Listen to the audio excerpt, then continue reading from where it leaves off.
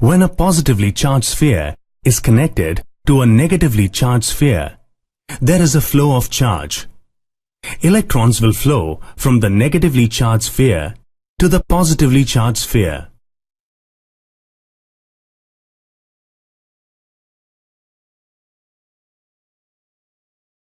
Flow always takes place from a higher potential to a lower potential. In the case of a ball, the natural movement is from a higher height to a lower height. In case of a U-tube, the water will flow from the higher level arm to the lower level arm until both are at the same height. So is the case with electrons, which flow from the negatively charged sphere to the positively charged sphere.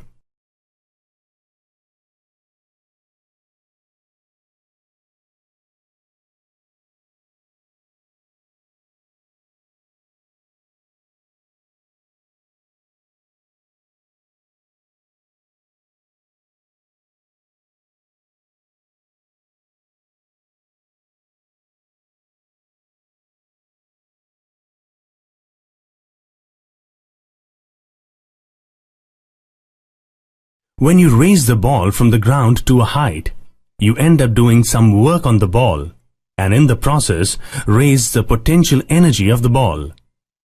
The higher the point B, the more will be its potential energy, and the greater will be its potential to do work.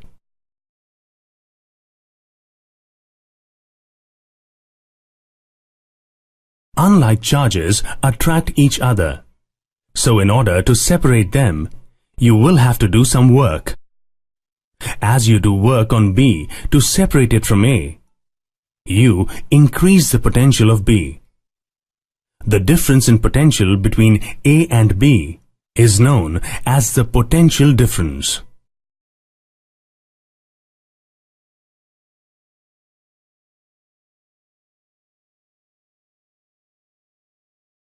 The potential difference depends on the distance of separation.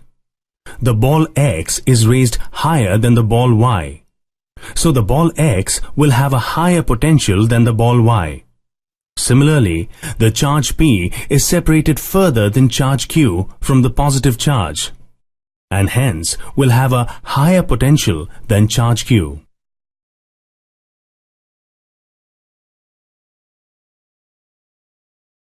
Potential also depends on the magnitude. Ball X is larger than ball Y. When the two balls are raised to the same height, ball X will have higher potential than ball Y. Similarly, the potential of charge P is higher since it has a higher magnitude, although the distance of separation is the same.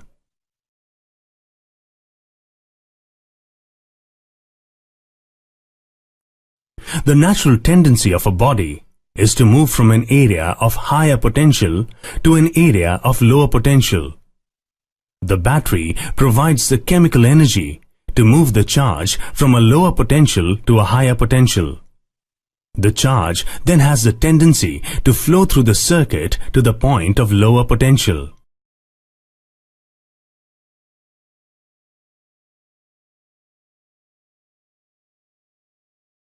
The pump does work in pumping the water to a higher potential. The water then flows naturally to the lower potential.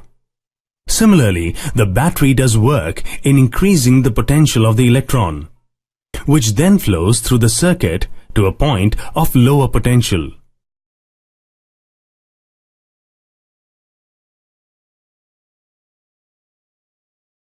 Current is the rate of flow of charge.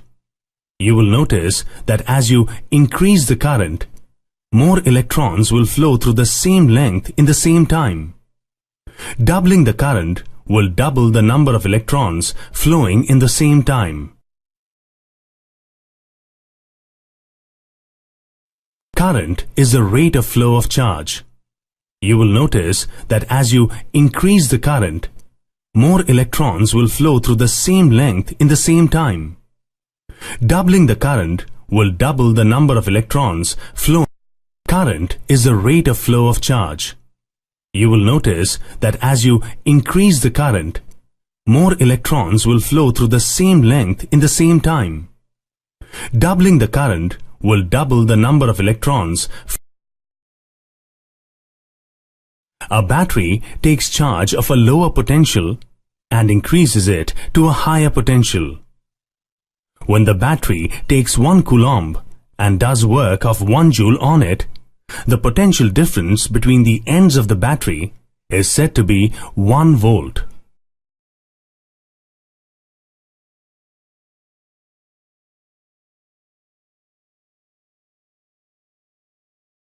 A battery takes charge of a lower potential and increases it to a... In an electric circuit, voltage is gained as the electron travels through the battery and drops as it lights up the bulb. You will notice that by increasing the voltage drop, the current increases and therefore the bulb turns brighter.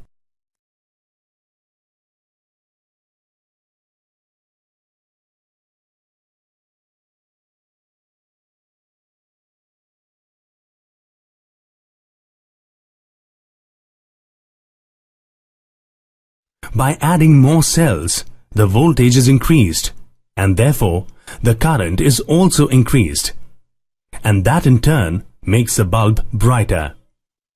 You can compare the two scenarios by checking the box that says 2 cells.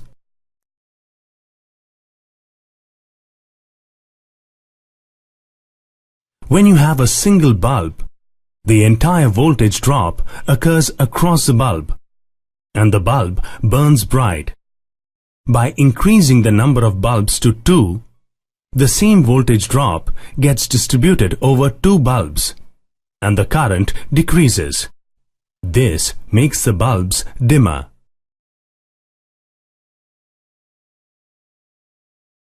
Resistance is the obstruction offered by the wire to the flow of current.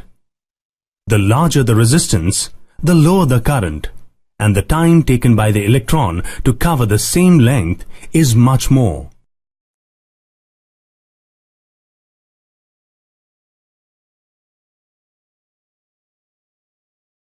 Resistance is the obstruction offered by the wire to the flow of current. The larger the resistance, the lower the current, and the resistance is the obstruction offered by the wire to the flow of current. The larger the resistance, the lower the current, and the time. Longer wires typically have higher resistance, since there are more obstructions over a longer path. A long garden hose will spray water with less speed than a short hose. That is because the water in the longer pipe meets with more obstructions.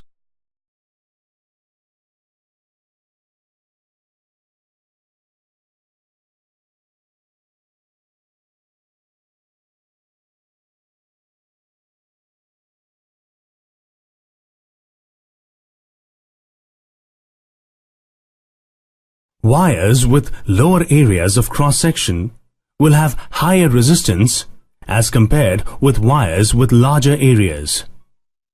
This is because in thinner wires, the number of collisions of the electrons will be higher, thus increasing the resistance.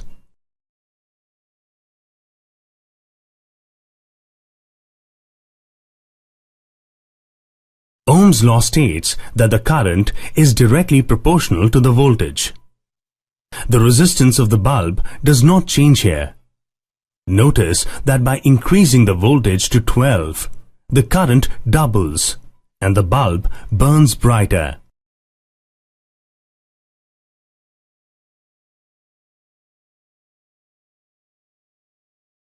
Ohmic conductors follow Ohm's law. As the voltage is increased, the current also increases proportionately. The graph of current versus voltage is a straight line, and the slope of the line is the current.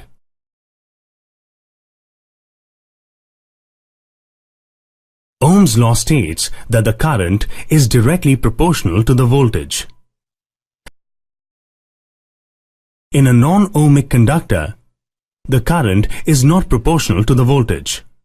The resistance is not constant and keeps changing as the voltage changes.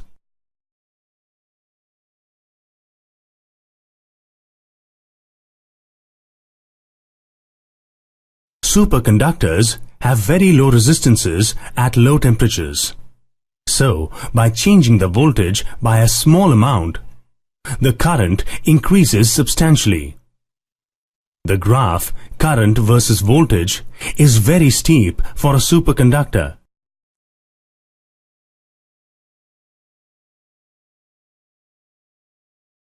Resistivity of a material is the resistance of a wire of that material having unit length and unit area of cross-section. Conductivity is the reciprocal of resistivity. So, the higher the resistivity, the lower the conductivity.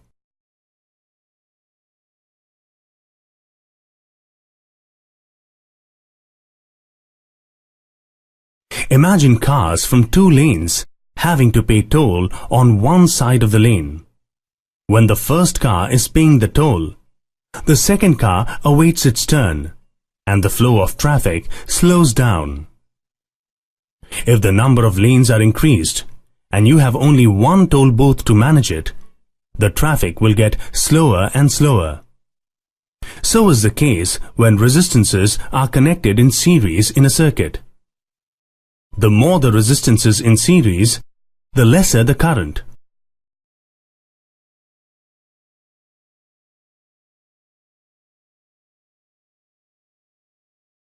Imagine having the toll booths in each lane. The cars can now pay toll in parallel. This does not create a bottleneck in the traffic. So is the case when resistances are connected in parallel.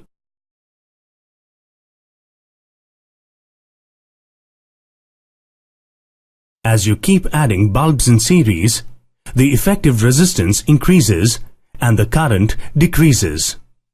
This makes the bulbs glow dimmer as the resistance keeps increasing.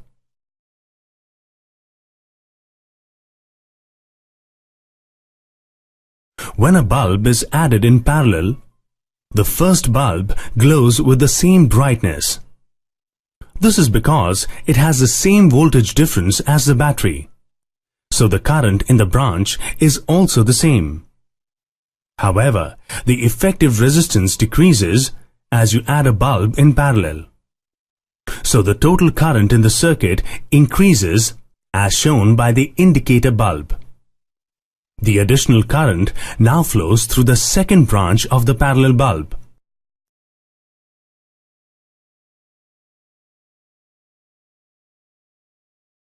Click on the "One bulb failed" button.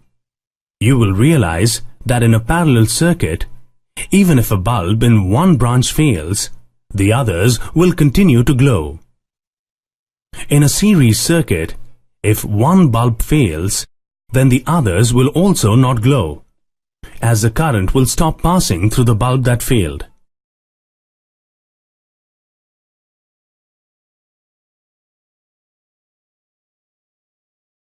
A watt is the power consumed when a potential difference of 1 volt causes a current of 1 ampere to flow through the circuit. Power is measured in watts and is the product of the potential difference and the current.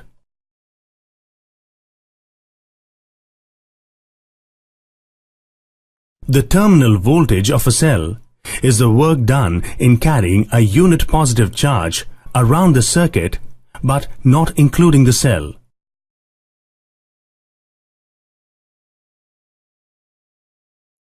The terminal voltage of a cell is the work done in carrying a unit positive charge around the circuit. The EMF of a cell is the work done in carrying a unit positive charge around the circuit, including the cell. Since all cells contain an internal resistance, there is work done in overcoming that.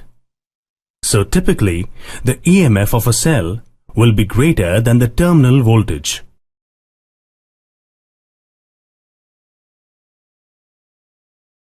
The voltage drop of a cell is the work done in carrying a unit positive charge through the cell. So, the voltage drop is the difference between the EMF and the terminal voltage.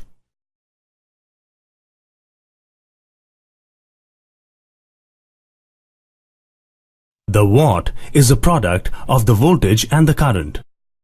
In this case, the voltage remains the same.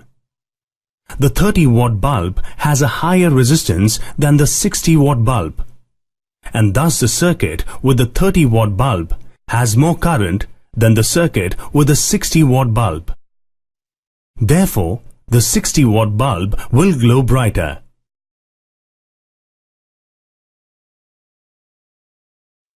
Electrical energy in a circuit is the product of the power and time. The power is a product of the voltage and current. The electrical energy is thus proportional to the time that the current flows in the circuit.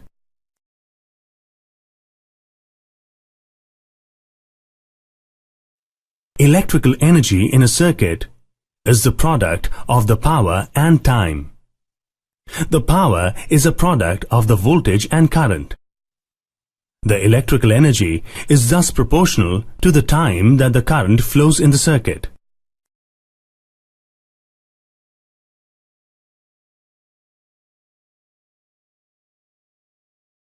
The heat produced in an electrical circuit is the product of the resistance and square of the current. If the current is doubled, the heat dissipated increases by a factor of 4. This is known as Joule's law of heating.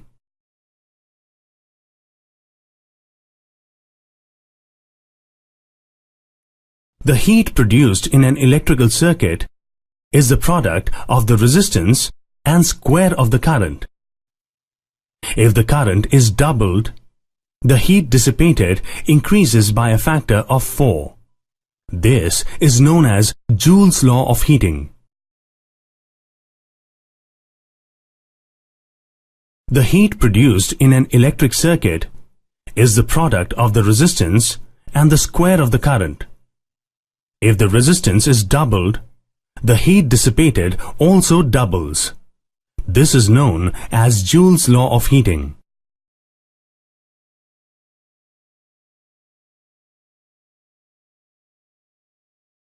The heat produced in an electric circuit is the product of the resistance and the square of the current. If the resistance is doubled, the heat dissipated also doubles. This is known as Joule's law of heating. The commercial unit of electrical energy is a kilowatt hour. A 100-watt bulb is equivalent to a 0.1 kilowatt bulb. If this bulb is on for 2 hours, the energy that it consumes would be 0.1 times 2, which would be 0.2 kilowatt hour.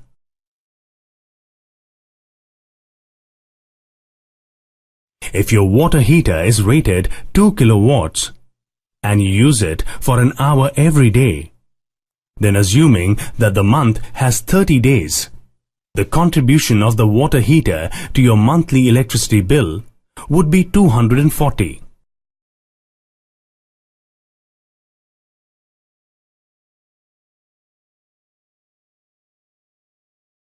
The power produced has to be distributed a long way.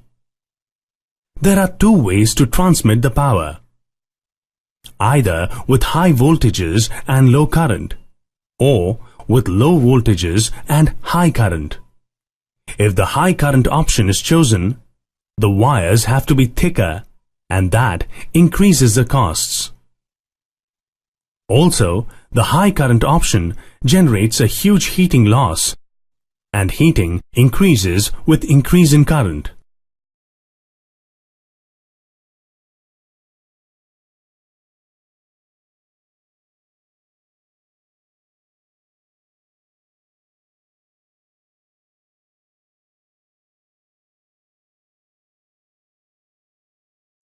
A 60-watt bulb would consume twice as much energy as a 30-watt bulb. So, if you replaced all your 30-watt bulbs with 60-watt bulbs, your power bill would double.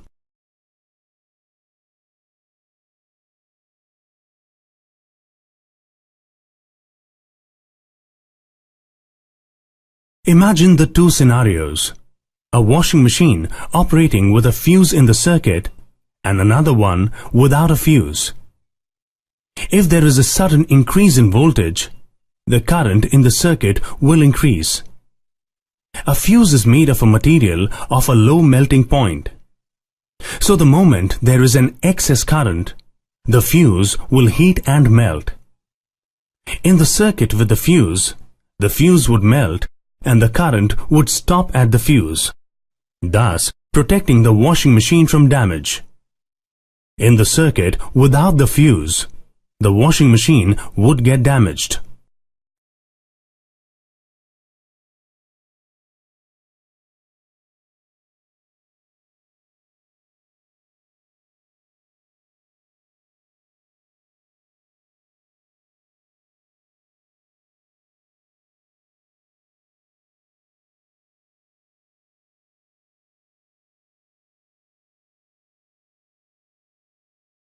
When motors are switched on, they draw more current than during normal working conditions. So the current is the highest when the motor is starting. Thus, the fuse rating must be slightly higher than the starting current. When the fuse wire melts, it has to be replaced. But an MCB trips from an on to an off position. If pushed back to the on position, you're up and running. So MCBs are more convenient than fuses. Check the overload box to see the difference between an MCB and a switch.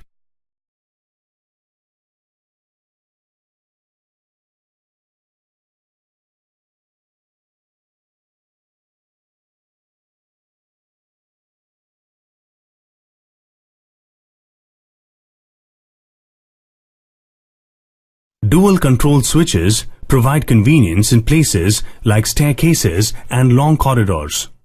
Let us say you are at one end of a long corridor and want to turn off the light when you're at the other end. The dual control switch provides you the solution with a toggle switch, which you can control from either end. Click on the two dual control switches at the bottom to check how they function.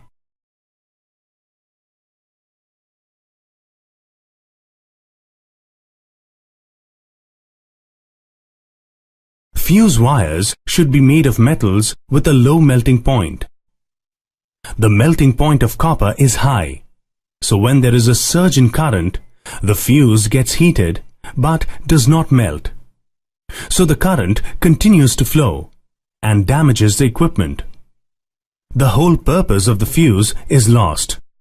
Click on the box High Voltage to compare the copper fuse with a zinc alloy fuse.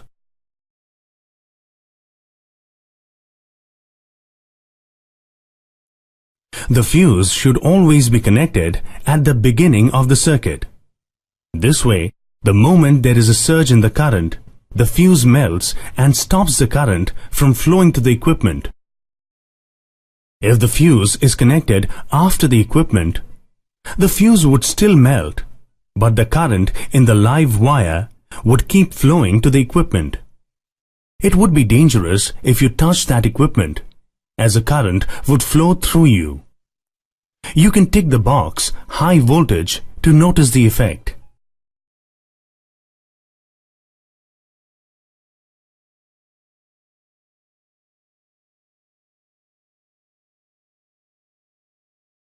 Earthing is a safety device used to prevent shocks during leakages.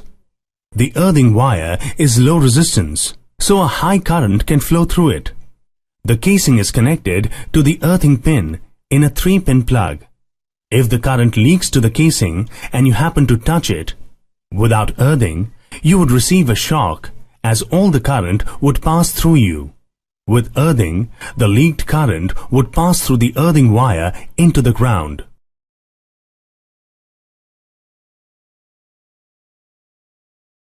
house wiring is done as a ring main circuit. The wiring is done as a parallel circuit so that a problem with one of the appliances does not prevent the others from operating. In normal operating circumstances, the current will flow from the mains to the appliances through the live wire and from the appliance back to the mains through the neutral wire. Now, if you click on voltage leak, you will notice that the path from the appliance now goes through the earthing and not the neutral wire.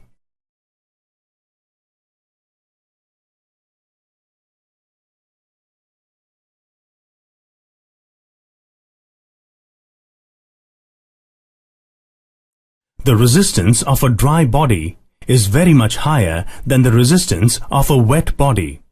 So the current which passes through a dry body is very low.